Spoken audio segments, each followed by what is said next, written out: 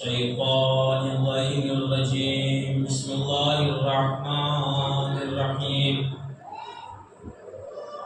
الحمد لله الذي هدانا لهذا وما كنا لنهتدي لولا أن هدانا الله لقد جاءت رسل ربنا بالحق الصلاة والسلام على رسوله الكريم وخاتم النبيين وشفيع المذنبين المخاطب بطه وياسين مولانا مولى الثقلين جد الحسن والحسين أبي القاسم محمد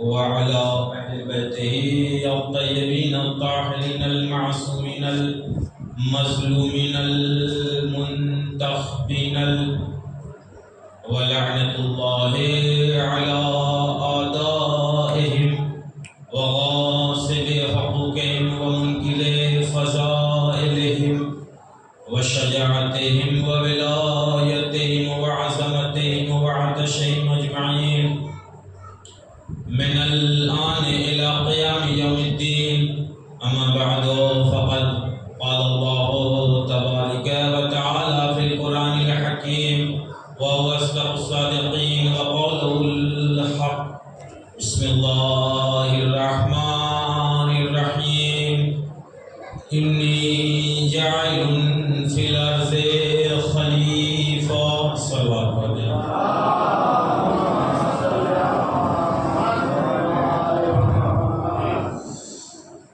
آپ حضرات سے گزارش ہے کہ ایک مرتبہ سورہ حمد اور 3 مرتبہ سورہ اخلاص کی تلاوت فرما کر مرحوم حاجی محمد صدین و مرحوم حسن عباس اور جملہ مومنین اور مومنات کی روح کو اصلاح کریں.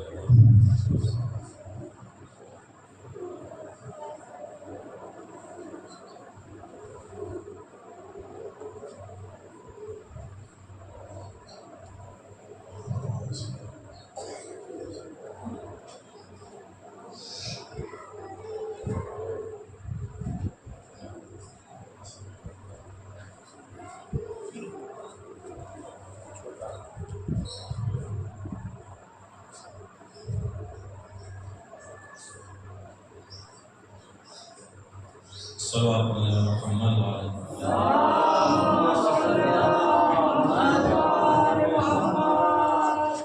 جو حضرات کچھ فاصلے پہ ہیں اگر گراں پڑھنا ہو تو ذرا سا اور قریب آ جائیں. صلوات علی محمد.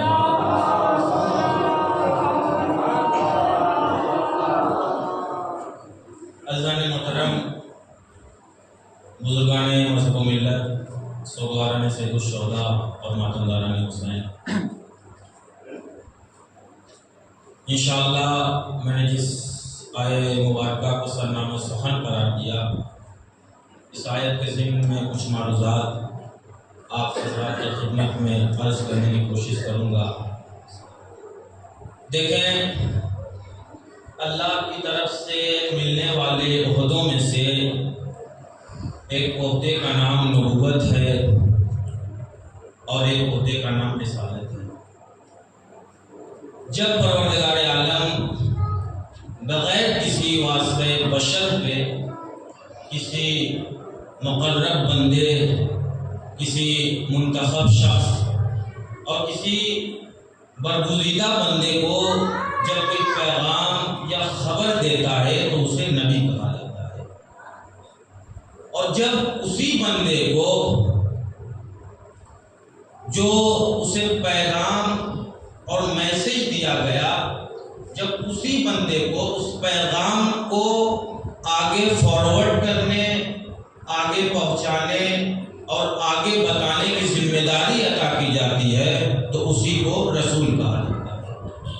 اور جیسا ہم نے اکثر و بیشتر اور بارہا سنا کہ قرآن نے خود یہ اعلان کیا تلک الرسل فضلنا بعضهم علی بعض، کہ ہم نے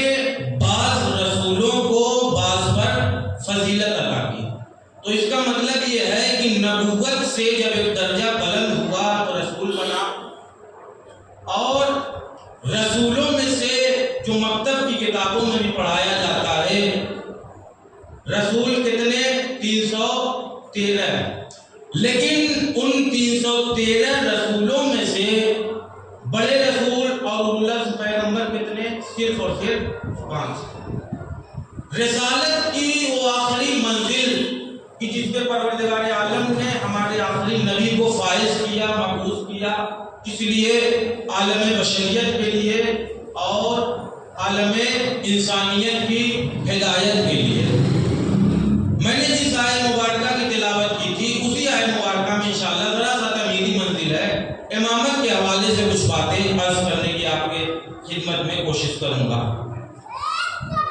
عجیب بات یہ ہے کہ ہمارا آخری پیغمبر جس کو اللہ نے رسالت کے عظیم منصب پہ فائز کیا کہ جو تمام رسولوں کا سردار، جو تمام انبیاء میں سب سے اعلیٰ، جو تمام انبیاء میں سب سے بلند، جو تمام انبیاء میں سب سے اونچا، جس کا مقام تمام انبیاء میں سب سے برتر۔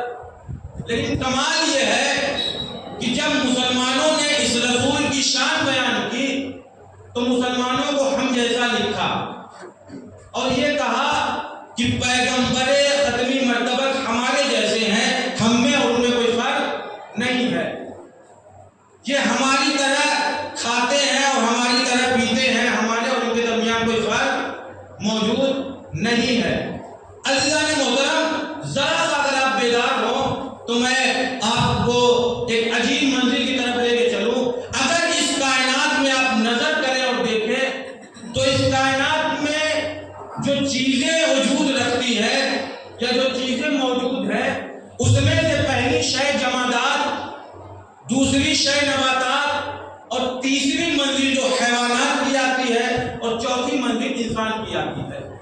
جمادات کسے کہتے ہیں؟ جمادات کہتے ہیں پتھروں کو جس میں جمود ہوتا ہے، جس میں جان نہیں ہوتی، جس میں رشد و نمو کی صلاحیت نہیں ہوتی، اسے جمادات کہا جاتا ہے۔ لیکن جب یہی جمادات ایک منزل انہوں نے ترقی کی تو یہ نباتات کہلائے، کیونکہ نباتات کے اندر کیا ہے؟ گروتھ کی صلاحیت ہوتی ہے، رشد و نمو کی قابلیت اور لیاقت ہوتی ہے۔ اور جب انہی نباتات نے ایک منزل اور طے کی تو حیوانات کا درجہ میں دیا گیا، کیونکہ حیوانات میں کیا ہے؟ چلنے پھرنے کی صلاحیت ہے، کھانے پینے کی بھی صلاحیت ہے۔ لیکن یعنی جمادات سے ایک منزل اور ایک مرحلہ جب آگے آیا تو کیا کہلایا؟ نباتات کہلایا۔ جب نباتات سے ایک منزل آگے بڑھی تو حیوان کہلایا۔ لیکن حیوانوں سے جب ایک منزل آگے بڑھی اور جب انسان کو قوت عقل سے نوازا گیا تو اب حیوان سے بلند ہو کے کیا ہو گیا؟ انسان ہو گیا۔ تو کیا کہہ رہے ہیں کہ بھائی رسول ہم جیسے، رسول اور ہم میں کوئی فرق نہیں ہے، بس اتنا فرق ہے کہ رسول پہ وحی نازل ہوتی ہے اور ہم پہ کوئی وحی نازل نہیں ہوتی۔ تو بھائی ہم میں اور حیوانات میں کیا فرق ہے؟ ہم بھی کھاتے ہیں، حیوان بھی کھاتا ہے، ہم بھی چلتے ہیں، حیوان بھی چل رہا ہے، ہم بھی بچے پیدا کرتے ہیں، حیوان بھی بچوں کو پیدا کر رہا ہے، ہم بھی اپنی خواہشات کی تسکین کے لیے غذا کو تناول کر رہے ہیں، حیوان بھی اپنی غذا کی تسکین کے لیے غذا کو تناول کر رہا ہے اور غذا کو نوش فرما رہا ہے۔ لیکن بہت توجہ چاہتا ہوں، لیکن آپ کسی انسان کو جو کہ صرف حیوان اور انسان میں ایک چیز کا فرق ہے کہ حیوان کے اندر اللہ نے عقل نہیں رکھی اور انسانوں کے اندر اللہ نے عقل رکھی، اور اسی شعور کی بنا پر، اسی عقل کی بنا پہ اللہ نے حیوان کو، انسان کو حیوان سے بلند کر دیا۔ لیکن کمال یہ ہے کہ اگر آپ انہی مسلمانوں میں سے بلکہ انہی انسانوں میں سے اگر کسی کو جانور کہہ دیں، اگر کسی کو جانور کہہ دیں تو بھڑک اٹھے گا، برہم ہو جائے گا، غصہ ہو جائے گا، اور جانور نہ کہتے ہوئے اگر کسی کو کتا کہہ دے یا کوئی اور لفظ کا انکار کر دے یا کہہ دے تو سامنے والا کیا کرے گا؟ بھڑک اٹھے گا۔ بھائی تم بھڑک کیوں رہے ہو؟ جس طریقے سے تم رسول کے بارے میں یہ کہہ رہے ہو کہ رسول میں اور ہم میں کوئی فرق نہیں ہے، ہم میں اور رسول میں بس اتنا فرق ہے کہ رسول پہ وحی نازل ہوتی ہے اور ہم پر وحی نازل نہیں ہوتی، تو پھر تم اپنے آپ کو بھی جانور تسلیم ہونے کے لیے تیار ہو جاؤ، پھر تم اپنے آپ کو بھی جانور ماننے کے لیے تیار ہو جاؤ۔ اس کا مطلب یہ ہے کہ صرف جو ایک صفت ہے یہ بہت عظیم صفت ہے، یہ بہت عظیم منزل ہے کہ رسول کے اوپر وحی آ رہی اور ہم تمہارے اوپر وحی نہیں آ رہی ہے۔ جس طریقے سے ایک امتیاز کی بنا پہ ہم جانوروں سے افضل، اسی طریقے سے رسول کا جو وحی کا امتیاز ہے یہ بہت بلند والا امتیاز ہے۔ اور آپ یہ دیکھیں جو یہ نعرہ لگایا جا رہا ہے کہ بھائی ہم جیسے، ہم میں اور ان میں کوئی فرق نہیں ہے، تو قرآن نے رسول کے بارے میں کیا کہا؟ قل انما انا بشر مثلکم یوحی الی، یا پیغمبر آپ کہہ دیجئے کہ میں تمہارے جیسا بشر ہوں، بس تمہارے اور ہم میں یہ فرق ہے کہ مجھ پہ وحی نازل ہوتی اور تم پہ وحی نازل نہیں ہوتی۔ اچھا یہ بتائیں، بہت سامنے کی بات ہے، اس میں اللہ نے کہا پیغمبر کہہ دیجئے کہ میں تمہارے جیسا بشر ہوں۔ اگر یہ آیت نازل نہ ہوتی اور پیغمبر سے آگے کوئی پوچھتا یا رسول اللہ یہ بتائیے آپ کا تعلق جنوں میں سے ہے یا انسانوں میں سے ہے، پیغمبر کیا کہتے؟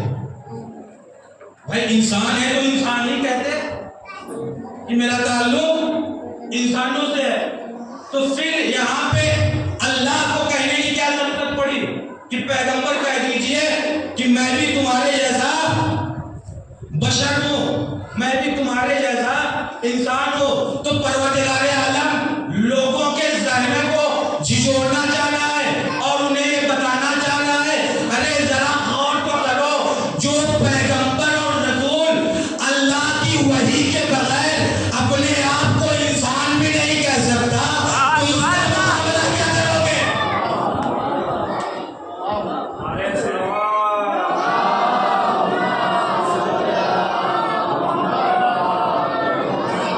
جو اپنے آپ کو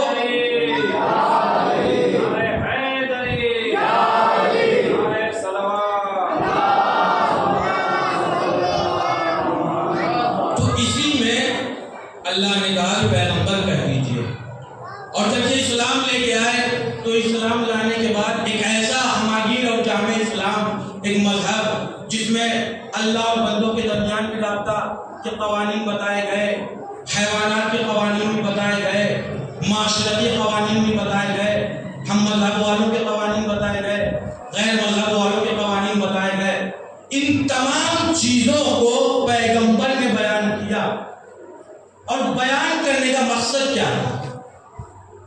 پورا کا پورا اسلام جو پیغمبر نے ہمارے اور آپ کے سامنے رکھا، ان تمام چیزوں کو بیان کرنے کا ہدف کیا تھا، مقصد کیا تھا؟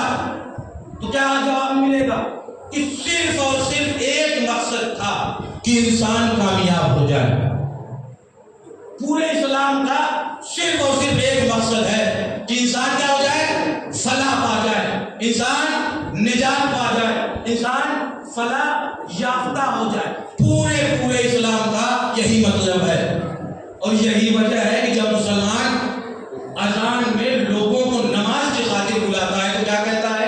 حی علی خیر العمل یا حی علی فلاح، کہ اگر تمہیں کامیابی چاہیے تو کامیابی یہاں پہ ہے، اگر تمہیں سرفرازی چاہیے تو یہ کامیابی اور سرفرازی اس مقام پہ۔ اور یہی وجہ ہے کہ پیغمبر نے سب سے پہلے کفار مکہ کے درمیان، پیغمبر نے سب سے پہلے کفار و مشرکین کے درمیان جس چیز کا اعلان کیا تھا، کیا اعلان کیا تھا؟ قولوا لا الہ الا اللہ تفلحوا، کہ لا الہ الا اللہ کو فلاح پا جاؤ گے، اللہ کو ایک مانو، کیا ہو جاؤ گے؟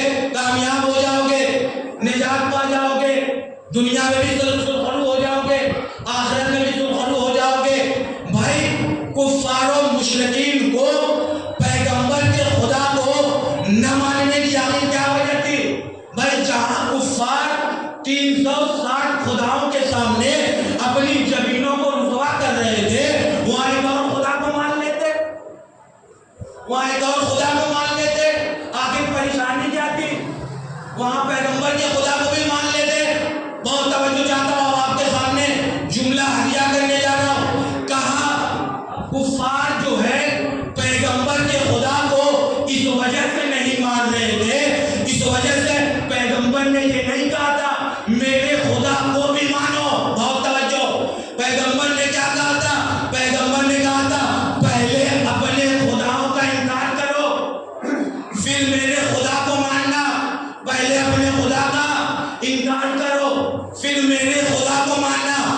جملہ آپ کے سامنے ہدیہ کر رہا ہوں. پیغمبر نے کفار آواز دیں گے بھائی پیغمبر نے یہ نہیں کہا تھا میرے خدا کو بھی مانو، بلکہ پیغمبر یہ کہہ رہے تھے میرے خدا کو ہی مانو،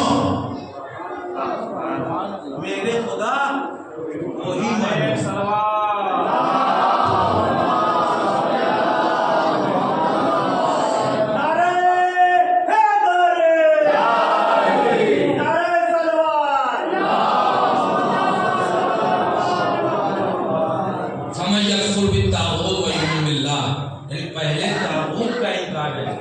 اس کے بعد سے ایمان بے خدا، اللہ کے اوپر ایمان ہے. اس وجہ سے کہ اگر انسان اسلام نے یہ نہیں سکھایا کہ شیطان کو بھی مانو اللہ کو بھی مانو، پہلے طاغوت کا انکار کرو اس کے بعد اللہ کو مانو. اب یہ جب نبوت اور رسالت میں اسی کڑی سے اپنی مجلس کو جوڑ رہا ہوں جہاں میں نے بات روکی تھی بڑے امام بارگاہ میں. اب جب نبوت اور رسالت کا یہ معاملہ ختم ہوا تو پھر انہی الہی عہدوں میں سے ایک عہدہ اللہ نے جو عطا کیا وہ امامت کا عہدہ. رسول کی وفات کے بعد عالم اسلام میں دو گروہ سامنے آئے اور دو گروہ عالم اسلام میں وجود میں آئے. پہلے گروہ کا یہ مطلب تھا اور یہ کہنا تھا کہ بھائی جو امام یا خلیفہ ہوگا وہ منصوص من اللہ ہوگا، یعنی انتخاب کون کرے گا؟ اللہ کرے گا. پیغمبر کو بھی یہ حق نہیں ہے کہ اپنی کسی کا انتخاب کر دے.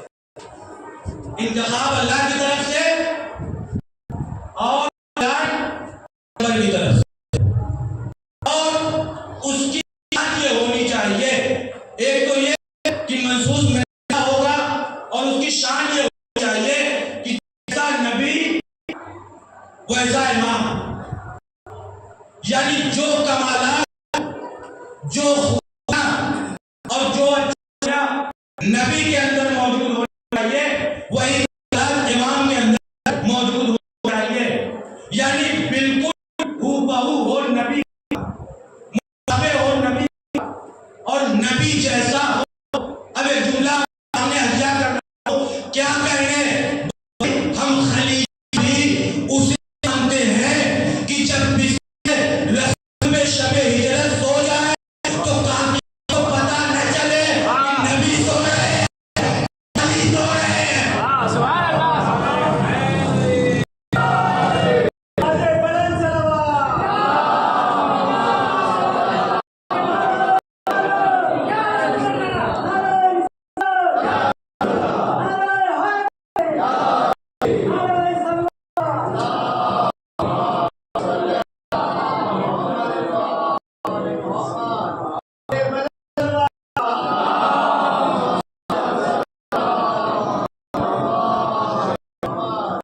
پتہ نہ چل سکے اتنے مشابہ کہ سو رہے ہیں یا علی سو رہے ہیں. رسول نے جب کہا میں بستر پہ سو جاؤ تو مولا نے کیا کہا یا رسول اللہ کیا میرے سونے سے آپ کی جان بچ جائے گی؟ کیا میرے سونے سے آپ کی جان بچ جائے گی؟ کہا ہاں علی تمہارے سونے سے میری جان بچ جائے گی. گویا علی کا یہ پوچھنا اور پیغمبر کا یہ کہنا کہ یا علی تمہارے سونے سے میری جان بچ جائے گی، یہ لوگوں کو اشارہ تھا. رسول بتانا یہ چاہتے ہیں کہ میری جان سونے سے بچے گی، جانے سے نہیں بچے گی. سونے سے بچے گی، ساتھ جانے سے نہیں بچے گی. ذرا سا غور کریں، یہ بتائیے پیغمبر نے کیا کہا بستر پہ سو جائے؟ پیغمبر نے یہ نہیں کہا بستر پہ لیٹ جائے. لیٹنے اور سونے میں بڑا فرق ہے. لیٹنے اور سونے میں بڑا فرق ہے. اگر میں آپ سے کہوں کہ آپ ابھی سو جائیں کیا یہ ممکن ہے کہ آپ ابھی سو جائیں گے؟ نہیں. کیوں؟ آپ کا جواب ہوگا کہا مولانا نیند ایک ایسی چیز ہے کہ جس پہ انسان کا اختیار نہیں ہے، جس پہ انسان کا کنٹرول نہیں ہے. اگر آ رہی ہو تو کانٹوں پر بھی آ جاتی ہے، اور اگر نہ آ رہی ہو تو مخمل کے بستروں پہ بھی نہیں آتی۔ اور رسول کا جملہ سنیے، یا علی سو جاؤ، یہ نہیں کہا یا علی لیٹ جاؤ، بلکہ کہا سو جاؤ۔ اور نیند پر کسی کا اختیار نہیں ہے، اور پیغمبر علی کو حکم دے اے علی سو جاؤ، یہ نہیں کہا کہ لیٹ جاؤ بلکہ کہا سو جاؤ۔ اور معاملہ ایسا ہے کہ انسان کا کنٹرول نہیں ہے، آ رہی ہو تو کہیں پر بھی آ جاتی ہے، اور اگر نہ آ رہی ہو تو خواب طرحوں سے بھی نیند نہیں آتی۔ تو ایک جملہ جو آپ کو سماعتوں نظر کر رہا ہوں وہ یہ ہے، علی اس ذات کا نام ہے جو غیر اختیاری عمل میں بھی رسول کی اطاعت۔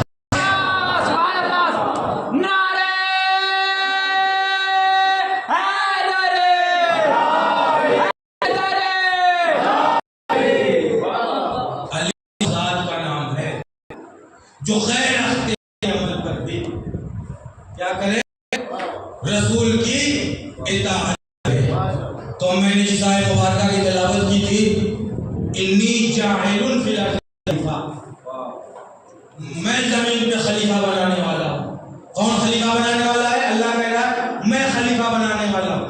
قسم خدا کی، کسی بھی کتاب کو اٹھا کے دیکھ لیجئے یا تاریخ اٹھا کے دیکھ لیجئے، شیطان نے جب پروردگار عالم نے کہا کہ بھائی تو نے آدم کو سجدہ کیوں نہیں کیا، تو نے آدم کو سجدہ کیوں نہیں کیا، تو شیطان نے یہ تو کہا یا اللہ پروردگارا تو نے مجھے آگ سے بنایا، آدم کو مٹی سے بنایا، آگ مٹی سے افضل ہوتی ہے، آگ مٹی سے بلند ہوتی ہے، آگ مٹی سے برتر ہوتی ہے۔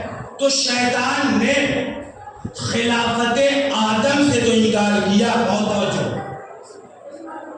آدم کو شیطان نے خلافت آدم سے انکار کیا، لیکن اس نے یہ نہیں کہا، کسی تاریخ میں آپ کو یہ نہیں ملے گا شیطان نے کہا خلافت میرا ہے۔ یہ تو کہا شیطان نے میں آدم کو سجدہ نہیں کروں گا، لیکن خلافت میرا حق ہے۔ تو شیطان نے، بہت توجہ، شیطان نے اپنی افضلیت کا تو دعویٰ کیا کہ میں آدم سے افضل، لیکن یہ نہیں کہا کہ خلیفہ مجھے ہونا چاہیے، خلافت کا منصب ملنا چاہیے یا مجھے عطا کرنا چاہیے۔ تو ایک جملہ جو پھر آپ کی خدمت میں نظر کرتا ہوں، بھائی شیطان ہونے کے باوجود یہ جانتا تھا کہ خلافت کا دعویٰ صرف کرنے سے نہیں ملتا، بلکہ خلیفہ وہ ہوتا ہے جسے اللہ بنائے۔ دعویٰ کرنے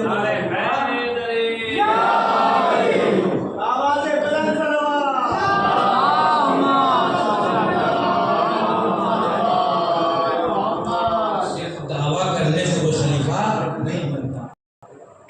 نہ کبھی اس چکر میں پڑا، نہ کبھی بات اس چکر میں پڑا، انکار تو کیا کہ اپنی افضلیت کا اعلان تو کیا، لیکن کبھی یہ نہیں کہا خلافت میرا حق ہے۔ جناب آدم کو خلیفہ کس بنیاد پہ بنایا گیا؟ اللہ نے جب ان اسماء کو فرشتوں کے سامنے کیا، فرشتوں نے کہا علم لنا الا ما علمتنا، اللہ ہمیں بس اتنا ہی پتا جتنا تم نے ہمیں سکھایا۔ اور جب جناب آدم سے سوال ہوا کہ ان ناموں کا تعارف کرا، ان ناموں کے بارے میں ہمیں بتاؤ، تو جناب آدم نے بتایا، اور جناب آدم نے جب بتایا تو اللہ نے انہیں عہدہ خلافت عطا کیا۔ یعنی کیا؟ یعنی جناب آدم کو جو خلافت ملی وہ علم کی بنیاد پہ ملی، ایجوکیشن کی بیس پہ جناب آدم کو خلافت عطا کی گئی، جناب آدم کو خلیفہ بنایا گیا۔ اب آئیے ذرا اور آگے منزلوں کو طے کریے۔ علم کی بنیاد پہ جناب آدم کو خلیفہ بنایا گیا، یعنی پہلا خلیفہ جناب آدم کو علم کی بنا پہ بنایا گیا۔ اب ذرا اور آگے پڑھیے، قرآن نے جناب داؤد و سلیمان کے بارے میں ذکر کیا، وہ وَآتَيْنَا دَاوُودَ وَسُلَيْمَانَ عِلْمًا کہ ہم نے داؤد اور سلیمان کو علم عطا کیا. وَقَالَ الْحَمْدُ لِلَّهِ الَّذِي فَضَّلْنَا عَلَى كَثِيرٍ مِّنْ عِبَادِهِ الْمُؤْمِنِينَ کہ ہم نے داؤد اور سلیمان کو علم عطا کیا. اور جب انہیں علم کی دولت سے نوازا گیا اور جب انہیں علم ملا تو دونوں کی دونوں شکر میں اپنے سر کو رکھا اور رکھنے کے بعد کیا کہا؟ پروردگارہ تیرا شکر ہے کہ تو نے ہمیں اس علم کی بنا پہ اپنے بہت سے مومن بندوں کے بیچ میں اور درمیان میں فضیلت عطا کی. کس بنا پہ؟ علم کی بنا پہ. بھائی جناب سلیمان کی حکومت تو مشہور ہے کہ جناب سلیمان کو اللہ نے ایسی حکومت عطا کی تھی کہ جو چرند پہ بھی جناب سلیمان حاکم تھے, پرند بھی جناب سلیمان حاکم تھے. پورے کائنات میں ان کا جناب سلیمان کا پرچم بلند تھا اور پرچم رہا تھا. لیکن حکومت ملی, شکر تو کیا لیکن سجدہ الہی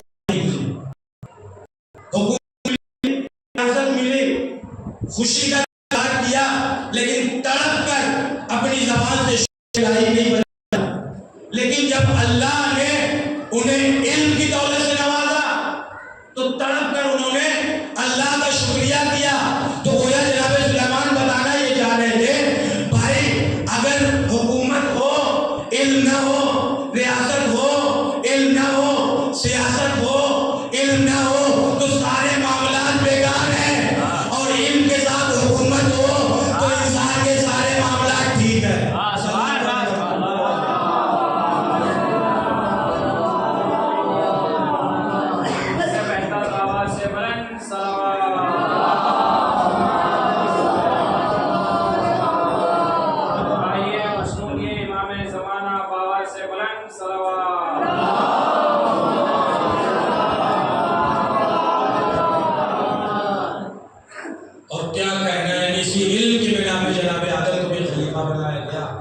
اور یہ سنت پروردگار چلتی رہی اور چلتے چلتے یہ معاملہ آگے تک پہنچا.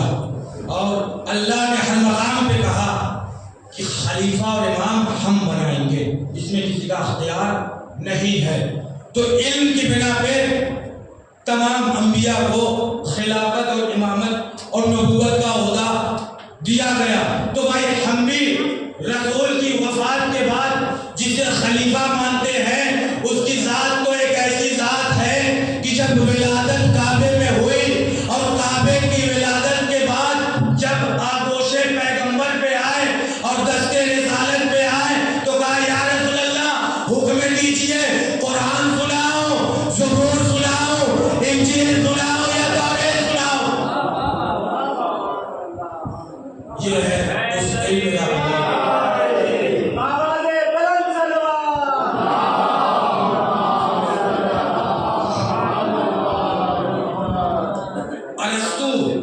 علم کی بنیاد. ارسطو بہت بڑا عالم اور فلسفی تاریخ میں گزرا کہ جس کا فلسفہ بہت ہی مشہور و معروف تھا.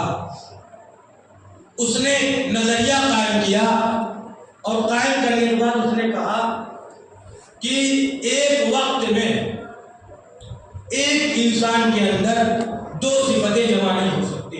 100% 100% کا ایک انسان ایک وقت میں 100% اگر عالم ہے تو 100% بہادر نہیں ہو سکتا.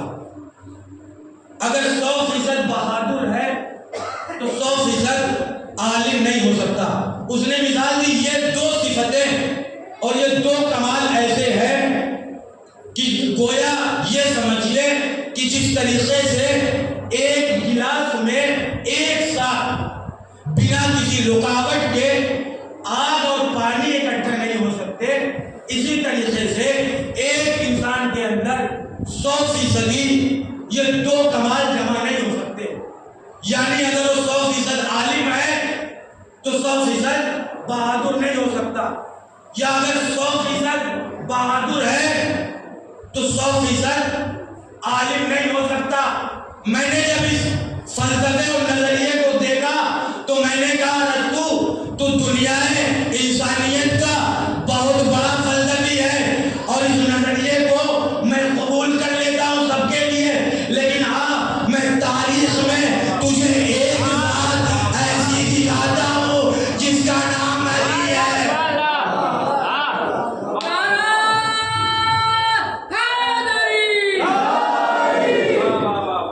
کہ جس کا نام علی ہے کہ جب منبر پہ بیٹھے تو سلونی سلونی کے دعوے کرے اور جب میدان میں اترے تو فرشتہ لا فتح الا علی لا سیف الا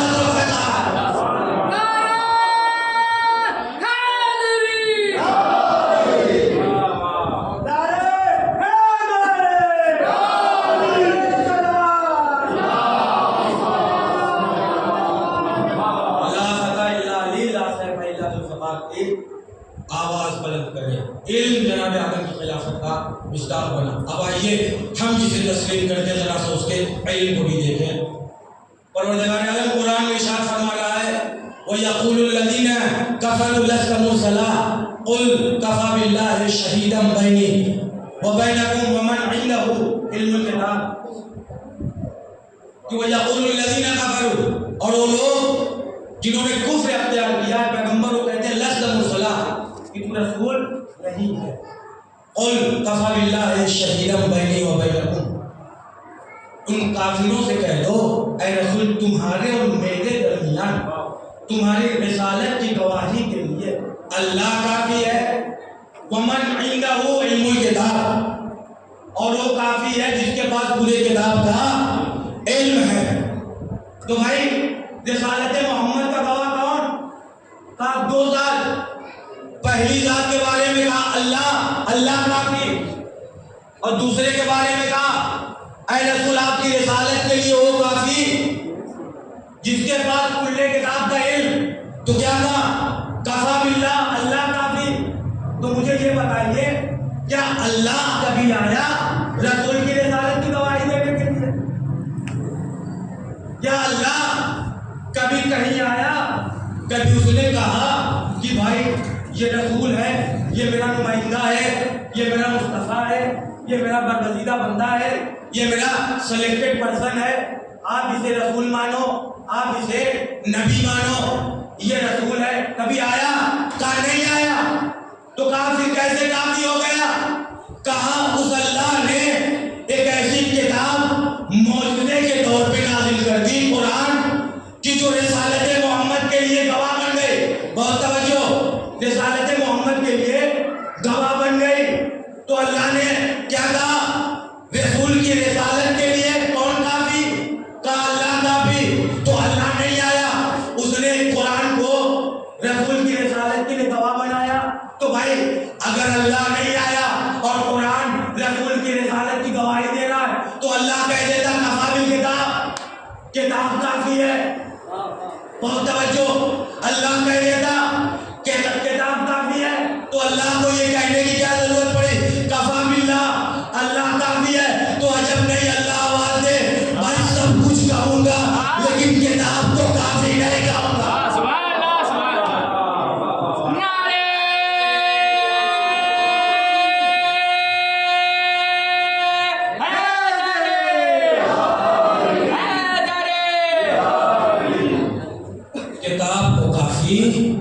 نہیں کہوں گا. تو رسول کی رسالت کے 2 لوگ گواہ ایک اللہ خود اور دوسرا وہ جس کے پاس کل کتاب کا علم ہے. اب ذرا سا آئیے کل کتاب کو ذرا سا ہم پہچانے. اب اللہ نے جناب سلیمان کے واقعے کو قرآن میں نقل کیا. جب جناب سلیمان نے بلقیس کو خط لکھا اور کہا کہ مسلمان ہو جا تو جو جو بلقیس تھی وہ وہاں سے چلی ملک سبا سے. اب جب وہاں سے چلی تو جس تخت پہ وہ بیٹھا کرتی تھی وہ تخت وہیں پہ تھا اب جناب سلیمان کا دربار لگا ہوا ہے. تو جناب سلیمان نے اپنے درباریوں سے کہا میں نے کیا کہا جناب سلیمان کو اللہ نے جو حکومت دی تھی اور جناتوں پہ بھی تھا، حکومت قائم تھی، انسانوں کے اوپر بھی حکومت قائم تھی، اور پورے کائنات پہ ان کی حکومت قائم تھی۔ تو اللہ جناب سلیمان نے اپنے درباریوں سے کہا کون ہے جو اس کتاب کو اور اس تخت کو میرے دربار میں لائے؟ تو قرآن کہتا ہے قال عفریت من الجن، ایک جن جو جنوں کا سردار تھا وہ بولا کہ انا آتیک بہ قبل ان تقوم من مقامک، کہ میں اس تخت بلقیس کو آپ کے اس دربار کے برخاست ہونے سے پہلے لا دوں گا۔ تو جناب سلیمان نے کہا بہت دیر ہے، اس سے قبل کوئی ہے اور اس سے پہلے کسی کے پاس اتنی طاقت ہے کہ جو اس تخت بلقیس کو لے کے آئے؟ تو قال الذی، بہت توجہ چاہتا، اللہ نے کیا کہا کہ بھائی رسول کی رسالت کا کون گواہ؟ ایک اللہ، اور جس کے بعد کل کتاب کا علم ہے۔ قال الذی، وہ بولا اور اس نے کہا کہ عندہ علم من الکتاب، کہ جس کے پاس کتاب کا تھوڑا سا علم تھا۔ بہت توجہ، قرآن نے یہ نقل کیا کہ اس نے کہا اور وہ بولا جس کے پاس کتاب کا تھوڑا سا علم تھا، انا آتی کا بہی قبل ان یرتد الیک طرفک، یا نبی اللہ کہ میں اس تخت بلقیس کو آپ کے پلک جھپکنے سے پہلے لے گیا ہوگا۔ یہ کون بول رہا ہے؟ قرآن نے کہا جس کے پاس تھوڑا سا علم تھا کتاب کا، جس کے پاس کتاب کا تھوڑا سا علم تھا۔ اور تاریخ نے ان کا نام آصف بن برخیہ لکھا، اور تاریخ نے یہ بھی لکھا کہ جناب سلیمان کے پلک جھپکنے سے پہلے تخت بلقیس وہاں سے لے آیا۔ تو بھائی قرآن کے حساب سے جس کے پاس تھوڑا سا علم ہو وہ تخت بلقیس کو لے آ سکتا ہے، تو جس کے پاس کل کتاب کا علم ہو۔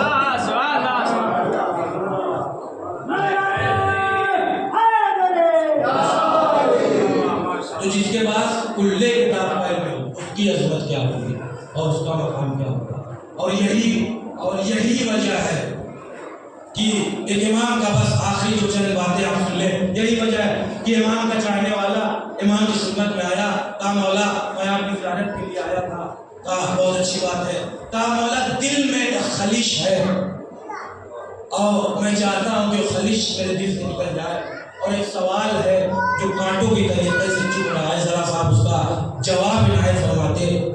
کہا کہ بتاؤ تمہارے سوال کا کیا جواب ہے؟ تو ایک مرتبہ کہتا ہے، کہا اے مولا جناب آصف بن برخیہ کے بارے میں نے سنا قرآن میں اس کے بارے میں ہے کہ کتاب کا تھوڑا سا علم تھا اور تخت بلقیس کو چشم زدن میں لے کے آیا۔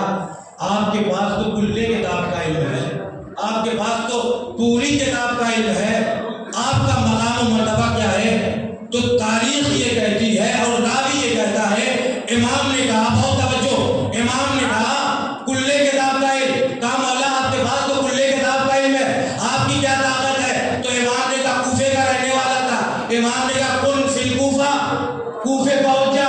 راوی کہتا ہے کن میں دو لفظ ہے، بہت توجہ، کن میں دو لفظ ہے، کاف اور دوسرا لفظ نون۔ راوی کہتا ہے جیسے امام نے کہا کن فی الکوفہ، کوفے پہنچا، راوی کہتا ہے خدا کی قسم جب امام نے کہا کن فی الکوفہ، کوفے پہنچا، تو کام میں نے مدینے میں سنا اور نون کوفے میں سنا۔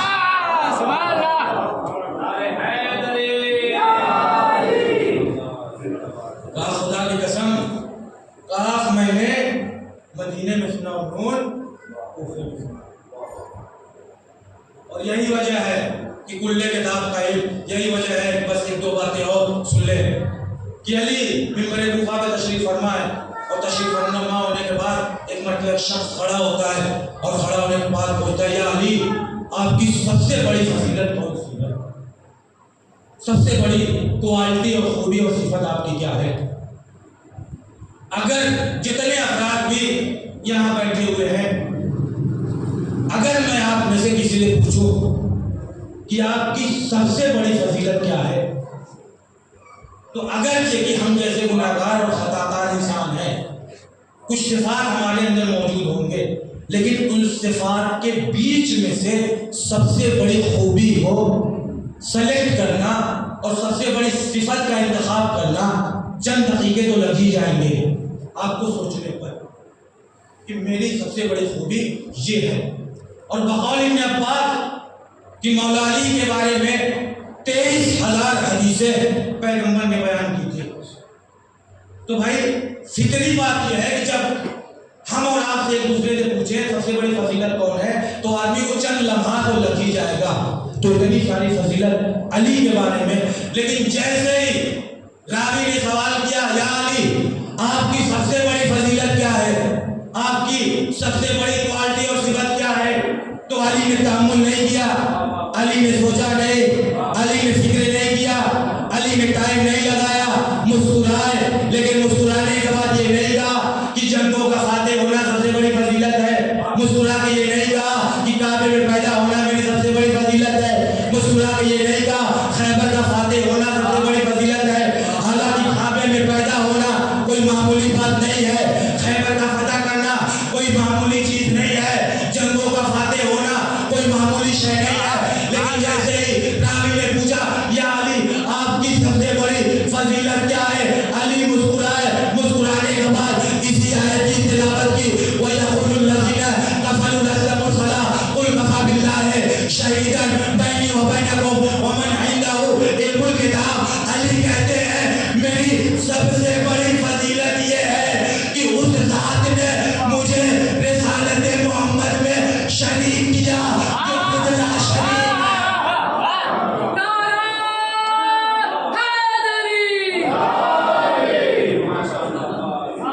کہا اس نے مجھے رسالت محمد میں شریک کیا جو خود لا شریک ہے۔ کہا یہ میری سب سے بڑی فضیلت ہے، یہ میری سب سے بڑی عظمت ہے کہ اللہ نے مجھے رسالت محمد کا شریعت قرار دیا۔ اور واقعاً عزیزوں یہ علم کا وہ مرحلہ ہے کہ انبیاء آتے گئے یکے بعد دیگرے، اور پے در پے یہ تمام چیزیں چلتی رہیں، اور علم کی بنا پر لوگ خلیفہ بنتے گئے، اور علم کی بیس پر لوگوں کو خلافت دی گئی اور خلافت عطا کی گئی۔ پھر ایک اور واقعہ سن لیں، اس کے بعد میں آپ کی زحمت تمام کر دوں گا۔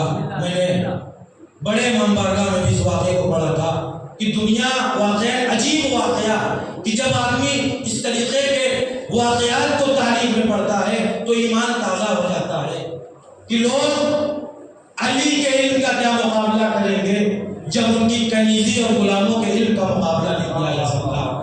میں یہ کیوں کہہ رہا ہوں؟ اس وجہ سے تاریخ نے ایک عجیب واقعہ لکھا، ایک عجیب قصہ لکھا تاریخ نے، اور قصہ یہ لکھا کہ ایک شخص جب حج کے سفر پہ نکلا، اور حج کے سفر پہ نکلنے کے بعد جب وہ راستہ بھول جاتا ہے، اور راستہ بھولنے کے بعد جب چند گھنٹے گزر جاتے ہیں تو کیا دیکھتا ہے، ایک مقام پہ پہنچتا ہے، اور مقام پہ پہنچنے پر کیا دیکھتا ہے، میری طرح سے ایک بڑھیا ہے جو راستہ بھول گئی۔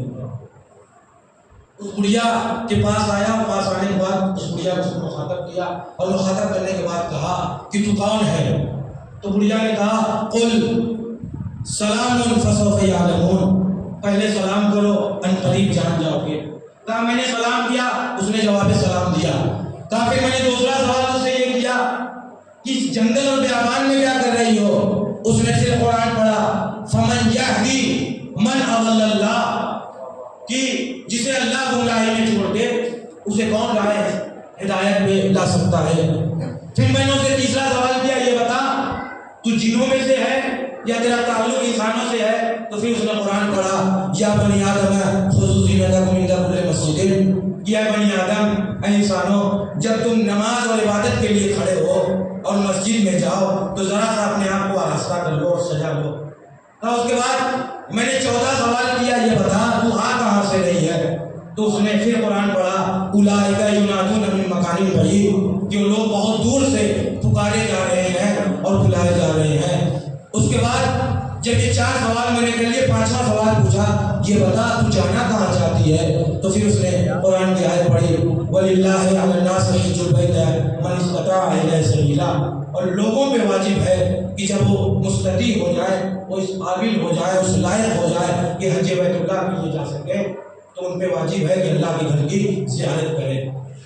پھر میں نے اسے سوال کیا یہ بتا تجھے قافلے سے جدا ہوئے کتنے روز ہو گئے؟ تو پھر اس نے قرآن کی آیت پڑھے کہ وَلَقَدْ خَلَقْنَا السَّمَاوَاتَ وَالْأَرْضَ وَمَا بَيْنَهُمَا فِي سِتَّةِ أَيَّامٍ، کہ ہم نے یہ زمین و آسمان جو بنائے ہیں یہ 6 دنوں میں بنائے ہیں۔ اب اس کے بعد پھر میں نے اس سے سوال کیا، اور سوال کرنے کے بعد پھر میں نے اس سے یہ کہا کہ یہ بتا تجھے بھوک لگی ہے، کچھ کھانا چاہتی ہے؟ تو اس نے پھر قرآن پڑھا وَمَا جَعَلْنَاهُمْ جَسَدًا لَا يَأْكُلُونَ الطَّعَامَ، کہ ہم نے جو یہ باڈی اور ہیومن باڈی کو کریٹ کیا، جو جسم انسانی کو ہم نے بنایا ہی ایسا ہے کہ بنا کھائے پیے زندہ نہیں رہ سکتے۔ کہا میں نے اس کے سامنے کھانا پیش کیا، جب وہ کھانا کھا چکی تو میں نے کہا کہ ذرا سا ٹیسٹ چل تاکہ ہم قافلے سے ملحق ہو جائے۔ پھر اس نے قرآن کی آیت پڑھی لا یکلف اللہ نفسا الا وسعها، کہ اللہ کسی بھی نفس کو اس کی طاقت سے زیادہ تکلیف اور زحمت اور مشقت نہیں دیتا۔ تب میں سمجھ گیا کہ اس بڑھیا کے پاس اس سے زیادہ طاقت نہیں ہے کہ اس سے زیادہ تیز چل سکے۔ پھر کہا کہ میں نے بڑھیا کو مخاطب کیا، اور مخاطب کرنے کے بعد کہا اچھا ایسا ہے تو میرے ساتھ اونٹ پہ بیٹھ جا۔ پھر اس نے قرآن پڑھا وَلَوْ كَانَ آلِهَةً لَفَسَدَتَا وَلَوْ كَانَ آلِهَةً إِلَّا اللَّهُ لَفَسَدَتَا، کہ اگر اس کائنات میں اللہ کے علاوہ ایک خدا کے علاوہ اگر 2 خدا ہوتے تو یہ کائنات تباہ اور برباد ہو جاتے۔ وہ کہتا ہے میں سمجھ گیا کہ یہ میرے ساتھ اونٹ پہ بیٹھنا نہیں چاہتی۔ پھر میں نے کہا اچھا میں اتر جاتا ہوں، تو اکیلی اس اونٹ کے اوپر بیٹھ جا۔ پھر اس نے قرآن کی آیت پڑھی سبحان الذی سخر لنا ھذا وما كنا له مقرنین، بابرکت ہے وہ ذات کہ جس نے ہمیں ان جانوروں کو ہمارے کنٹرول میں دیا، ہمارے تابع بنایا۔ کہا میں نیچے اترا اور اسے بٹھا دیا، اور جب ہم چلے اور جب قافلے سے ملاق ہو گئے تو ملاق ہونے کے بعد میں نے اس بڑھیا سے کہا کہ یہ بتا اس قافلے میں تیرا کون ہے، تیرا جاننے والا کون ہے؟ تو پھر اس بڑھیا نے قرآن کی 4 آیتیں پڑھی۔ پہلی آیت پڑھی یا داؤد انا جعلناک خلیفۃ فی الارض، اے داؤد ہم آپ کو زمین پہ خلیفہ بنا رہے ہیں۔ یا موسیٰ انی انا اللہ رب العالمین، اے موسیٰ میں ہی تمہارا اللہ ہوں جو عالمین کا پالنے والا ہے۔ تیسری آیت پڑھی یا یحییٰ خذ الکتاب بقوہ، اے یحییٰ کتاب کو مضبوطی کے ساتھ تھام لو۔ چوتھی آیت اس نے پڑھی وما محمد الا رسول، محمد تو کچھ بھی نہیں ہے سوائے رسول کے۔ جیسے یہ 4 آیتیں پڑھی وہ کہتا ہے میں سمجھ گیا کہ اس قافلے میں اس کا جاننے والا 4 ہے، یحییٰ، محمد، موسیٰ، اور یہ 4 نامی اس قافلے میں اس کے جاننے والے ہیں۔ کہا میں نے ان 4 کو آواز دی، جب یہ 4 کی 4 آئے تو میں نے بڑھیا کو مخاطب کیا۔ مخاطب کرنے کے بعد کہا یہ بتا تیرا اور ان بچوں کا تیرا رشتہ کیا ہے، ان کا اور تیرا تعلق کیا ہے؟ پھر اس نے قرآن کی آیت پڑھی انما المال والبنون زینت الحیات الدنیا، کہ مال اور اولاد جو ہے وہ دنیاوی زندگی کے لیے زینت ہے۔ میں سمجھ گیا کہ یہ بتا رہی یہ میرے بچے ہیں۔ اس کے بعد جب یہ معاملہ ختم ہو گیا تو ایک مرتبہ بڑھیا اپنے بچوں کو مخاطب ہوئی۔ مخاطب ہونے کے بعد بڑھیا اپنے بچوں سے کہتی ہے کہ ایک آیت بڑھیا نے پھر پڑھا یا ابت اس من استعجلت ان الخیر من استعجلت القوی الامین، اے بابا آپ جسے بھی اجرت پہ رکھیں، آپ اس شخص کو اجرت پہ رکھیں تو زیادہ بہتر ہوگا جو جس میں بھی قوی ہو اور امانت دار بھی ہو۔ تو میں سمجھ گیا کہ اپنے بچوں سے کہہ رہی ہے کہ مجھے کچھ رقم وغیرہ عطا کر دے، بہت توجہ ہے، آخری منزل اس کے بعد آپ کی زحمت کو میں تمام کر دوں گا۔ تو کہتے ہیں کہ بچے اپنی جیب سے انہوں نے کچھ رقم نکالی، اور رقم نکالنے کے بعد میرے حوالے کر دی۔ اب جیسے کچھ رقم میرے حوالے کرنے کے بعد پھر اس کو جانے کی آیت پڑھی کہ واللہ یضاعف من یشاء، اللہ جسے چاہتا ہے ڈبل عطا کرتا ہے، 2 گنا کرتا ہے۔ تو میں سمجھ گیا کہ یہ اپنے بچوں سے کہہ رہی ہے، یہ اپنے بچوں سے کہہ رہی ہے مجھے کچھ اور عطا کرے۔ ان کے بچوں نے مجھے کچھ اور عطا کیا، عطا کرنے کے بعد معاملہ ہو گیا اور میں نے اس معظمہ کو قافلے سے پہنچا لیا۔ بہت توجہ، آخری جملہ آپ حضرات کی خدمت میں پہنچانا چاہ رہا ہوں، پہنچا دیا۔ اب میں نے اس بڑھیا کو ان تک پہنچا دیا، لیکن میری حیرت کی انتہا نہ رہی۔ میں ان کے قریب گئی، قریب جانے کے بعد میں نے ان سے سوال کیا ارے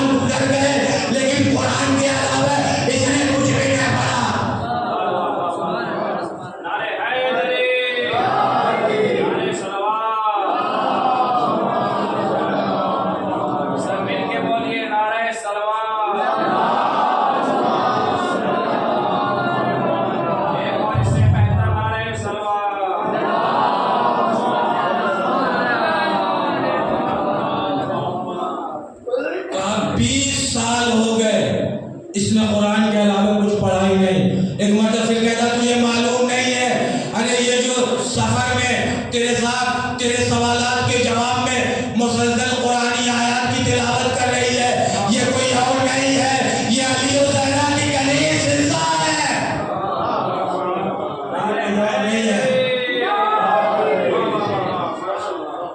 یہ کوئی اور نہیں ہے، یہ علی و زہرا کی کنیز حصہ ہے۔ تو جب غلاموں اور کنیزوں کا یہ عالم ہے تو آقاؤں کا کیا عالم ہوگا؟ بس عزیزوں، اور یہی وجہ ہے یہ علم چونکہ میراث تھی اور منتقل ہوتے ہوتے جس طریقے سے ایک نبی کے بعد دوسرے نبی کے اندر یہ میراث منتقل ہوتی رہی، اسی طریقے سے ایک امام کے بعد دوسرے امام تک یہ میراث منتقل ہوتی رہی۔ اور کیا کیسی میراث، بس ایک دو جملے اور سن لیں، کیسی میراث واقعاً بس یہ میراث کا ہی نتیجہ تھا کہ جب امام سجاد نے، بس آخری جملہ پیش کر رہا ہوں یہی ضرورت مسائل، یہ علمی میراث تھی کہ امام سجاد نے دشمنوں کے بیچ میں خطبہ دیا تھا، یہ علمی میراث تھی کہ جس خطبے نے شام میں انقلاب برپا کر دیا تھا، اور امام نے کہا تھا بھائی بولنا تو ہمیں آتا ہے، فصاحت ہمیں آتی ہے، علم ہمارے گھر کی میراث ہے۔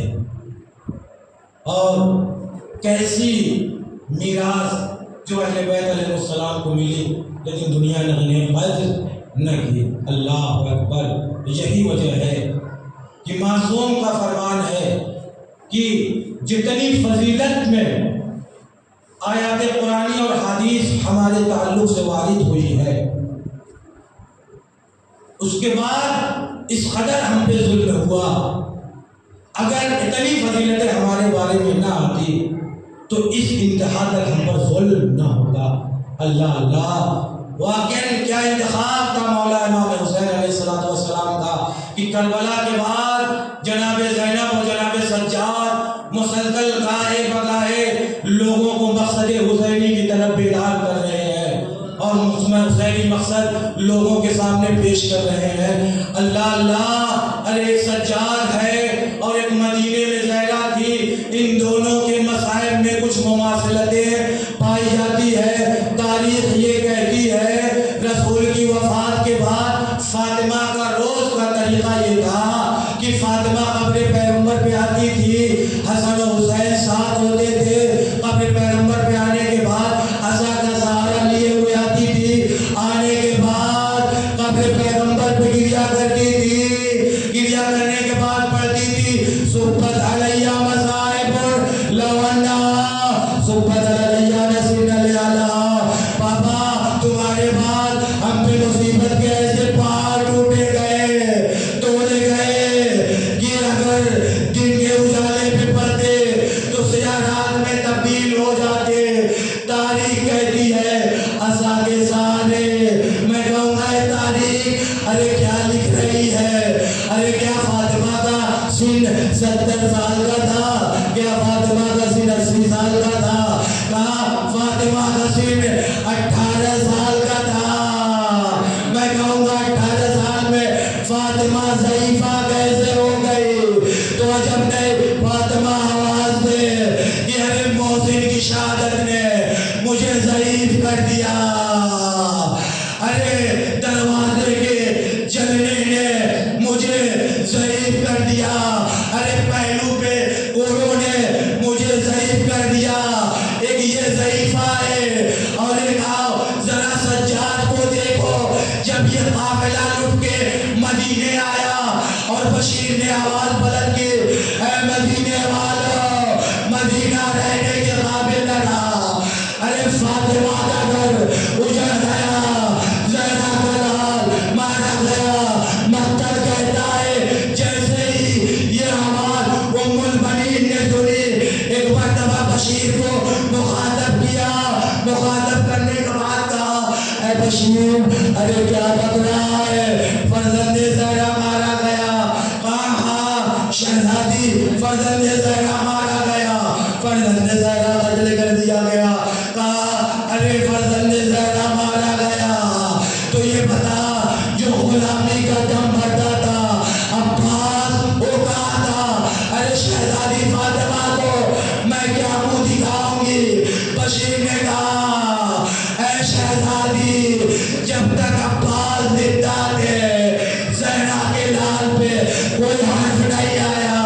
جب یہ قافلہ مدینے پہنچا مقتل کہتا ہے محمد بدو جملے سن لے مقتل کہتا ہے محمد انبیاء آگے بڑھے.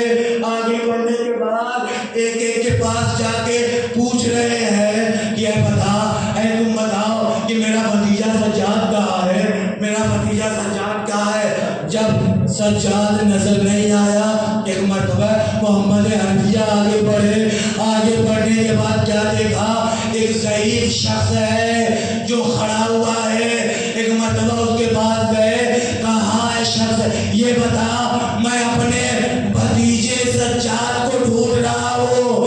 اے مرد بزرگ یہ بتا کہ میرا بھتیجا سجاد کہاں ہے.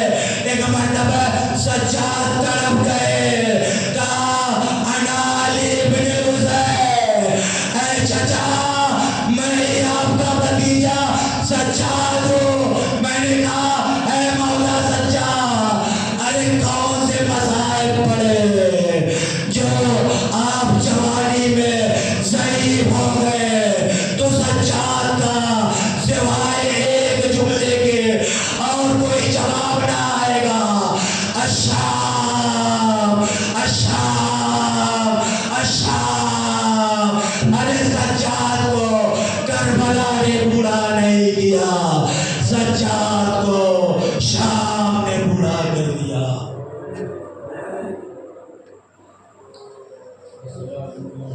سلام کریے والدین آپ حضرات سے گزارش ہے اور 3 مرتبہ سورہ اخلاص کی تلاوت فرما کے مرحوم حاجی محمد سلطان و مرحوم حسن عباس اور جملہ مومنین و مومنات کی روح کو احسان کریں.